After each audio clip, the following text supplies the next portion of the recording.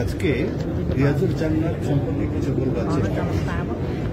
রিয়াজুল জান্নাত একটি এমন একটি জায়গা যেখানে দোয়া করলে আল্লাহ তাআলা কখনো ফিরিয়ে দেন। মুসলিমরা সবসময় ক্ষমা প্রার্থনার জন্য এখানে 2 রাকাত নামাজ আদায় করার চেষ্টা করি।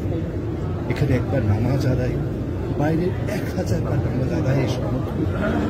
রিয়াজুল জান্নাত মসজিদে নববীর মূল কেন্দ্র বিবেচনা করা জায়গাটি মসজিদে নববীর সব থেকে মঙ্গলজনক জায়গা।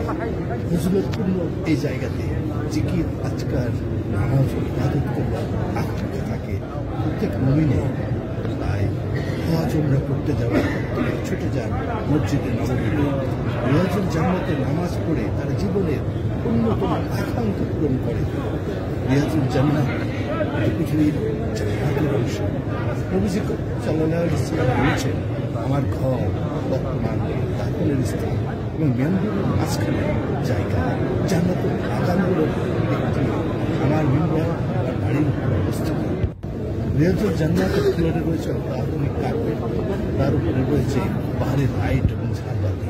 আল্লাহর অশেষ মেহরবানিতে হজ করতে রিয়াজুল জান্নাতে প্রবেশ করার সুযোগ পেয়েছে।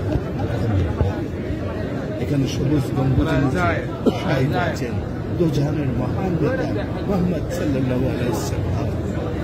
রিয়াজুল জান্নাত থেকে বের হবার পথে নবী করিম সাল্লাল্লাহু আলাইহি ওয়াসাল্লামের রওজা মুবারক, তাদের রওজার কামরাতে প্রবেশের পথে স্থায়ীভাবে সোনালী গ্রিল বেষ্টনী দিয়ে রাখা হয়েছে। ফলে রাসূল সাল্লাল্লাহু আলাইহি ওয়াসাল্লামের রওজার কামরায় প্রবেশের সুযোগ নেই।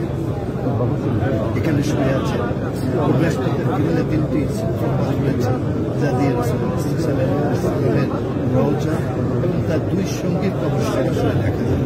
প্রথম বড় চিত্রপট দিয়ে রাসূলুল্লাহ সাল্লাল্লাহু আলাইহি ওয়াসাল্লামের রওজা, মাঝের চিত্রপট দিয়ে আবু বকর সিদ্দিক এবং শেষ চিত্রপট দিয়ে ওমর রাদিয়াল্লাহু তাআলার কবর দেখা যায়।